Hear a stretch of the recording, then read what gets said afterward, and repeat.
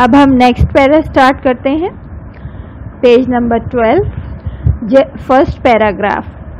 جریر بن عبداللہ رضی اللہ تعالی عنہ ایک صحابی ہیں۔ صحابی جیسا آپ لوگ جانتے ہیں صحابی کون ہوتے ہیں؟ صحابی صحابہ کی واحد ہے صحابی، اور صحابہ یا صحابی ان حضرات کو کہتے ہیں جنہوں نے رسول اکرم صلی اللہ علیہ وآلہ وسلم کو قریب سے دیکھا ہو اور ان سے بات چیت کی ہو اور ان کے ساتھ رہے ہوں۔ جریر بن عبداللہ فرماتے ہیں کہ جب بھی آپ صلی اللہ علیہ وسلم کی نظر پڑتی یعنی حضرت جریر بن عبداللہ پر، تو وہ ہمیشہ محبت سے دیکھ کے مسکرایا کرتے تھے۔ ان کا بیان یہ ہے کہ کبھی ایسا نہ ہوا، یعنی حضرت جریر کہتے ہیں کہ کبھی ایسا نہ ہوا کہ میں خدمت اقدس میں حاضر ہوا ہوں، یعنی میں رسول صلی اللہ علیہ وآلہ وسلم کی خدمت میں حاضر ہوا یا ان سے ملنے گیا، تو ایسا کبھی نہ ہوا کہ آپ صلی اللہ علیہ وسلم نے مجھے دیکھا اور مسکرائے نہ ہوں۔ آپ صلی اللہ علیہ وآلہ وسلم کا چہرہ ہنستا تھا، وقار و متانت سے گفتگو فرماتے، یعنی آپ کا چہرہ جب آپ مسکرا نہیں رہے ہوتے اس وقت بھی ایسا لگتا کہ آپ کا ایک ہنستا مسکراتا سا چہرہ ہے۔ وقار و متانت یعنی ایک ڈگنیٹی، ایک وقار، ایک سنجیدگی آپ کے لب و لہجے میں ہوتی۔ کسی کی خاطر شکنی نہیں کرتے تھے، یعنی کسی کا کبھی دل نہیں توڑتے۔ معمول یہ تھا کہ کسی سے ملنے کے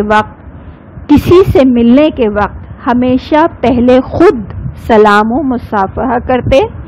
کوئی شخص جھک کر آپ صلی اللہ علیہ وسلم کے کان میں کوئی بات کہتا تو اس وقت تک اس کی طرف سے رخ نہ پھیرتے جب تک وہ خود منہ نہ ہٹا لے، یعنی یہ بھی آپ کا اخلاق ہے کہ آپ صلی اللہ علیہ وسلم ہمیشہ سلام کرنے میں پہل کرتے، چاہے آپ کو کوئی بڑا ملتا، چاہے جوان ملتا، چاہے بزرگ ملتا، چاہے بچہ ملتا، آپ صلی اللہ علیہ وسلم کی ہمیشہ یہ عادت تھی کہ آپ ہمیشہ پہل کرتے سلام میں۔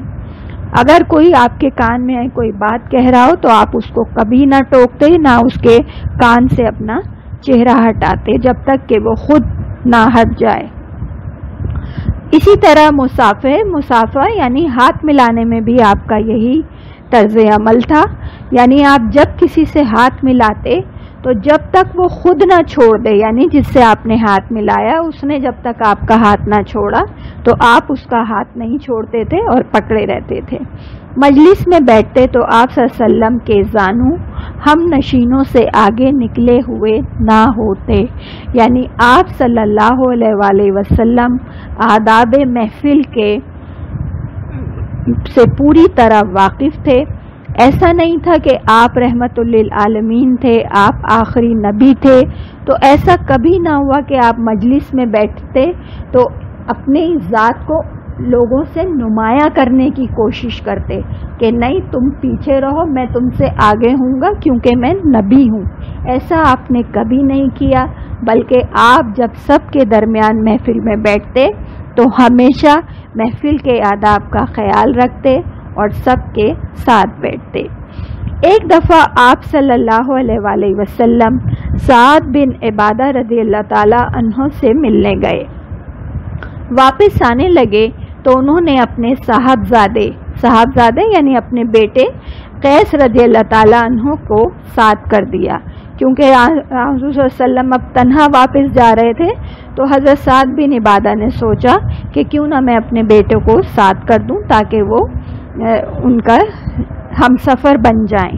حضرت صلی اللہ علیہ وسلم نے حضرت قیس رضی اللہ تعالیٰ عنہ سے کہا تم بھی میرے اونٹ پر سوار ہو لو، یعنی میں ایسا نہیں ہو سکتا کہ تم پیدل چلو اور میں اونٹ پر بیٹھوں، اگر تمہیں میرے ساتھ چلنا ہے تو تم بھی اونٹ پر بیٹھ جاؤ۔ اب ظاہر ہے آپ نبی تھے تو حضرت قیس جو تھے وہ تھوڑا سا ہچکچائے اور انہوں نے آپ صلی اللہ علیہ وسلم کے ساتھ بیٹھنے سے ذرا سا ہچکچاہٹ کا مظاہرہ کیا، تو آپ صلی اللہ علیہ وسلم نے حضرت قیس سے کہا کہ ٹھیک ہے، اگر آپ میرے ساتھ اونٹ پر بیٹھنا چاہتے ہیں تو بیٹھ جائیے، نہیں تو پھر آپ اپنے گھر واپس چلے جائیے۔ اور ایسا ہی ہوا، وہ نہ بیٹھے اور واپس چلے گئے۔ نیکسٹ پیرا، ایک دفعہ نجاشی کے ہاں سے ایک سفارت آئی۔ نجاشی جو تھا یہ حبشہ کا حکمراں تھا جس کا نام نجاشی تھا۔ نجاشی کہنے ایک وفد، سفارت کا مطلب ہے ایک وفد، یعنی چند افراد پر مشتمل ایک وفد آپ صلی اللہ علیہ وسلم کی خدمت میں بھیجا۔ آپ صلی اللہ علیہ وسلم نے ان کو کہیں اور نہیں ٹھہرایا بلکہ خود ان کو اپنے پاس مہمان رکھا اور خود ان کی مہمانداری کرتے رہے۔ اس پر صحابہ رضی اللہ تعالی عنہم نے کیا، آپ یہ کیوں تکلیف اٹھاتے ہیں، ہم یہ خدمت انجام دے دیں گے۔ ارشاد ہوا، ان لوگوں نے میرے دوستوں کی خدمت گزاری کی ہے، اس لیے میں خود ان کی خدمت گزاری کرنا چاہتا ہوں۔ یہاں یہ کس خدمت گزاری کا ذکر کر رہے ہیں آپ صلی اللہ علیہ وسلم؟ یہ اس وقت کا ذکر ہے کہ جب نجاشی جب مکے کے مسلمانوں پر کفاروں نے بے انتہا مظالم کیے تو بہت سارے مسلمان حبشہ کی طرف ہجرت کر گئے، اور نجاشی نے ان مسلمانوں کا بہت خیال رکھا اور ان کو ہر طرح سے سہولت فراہم کی۔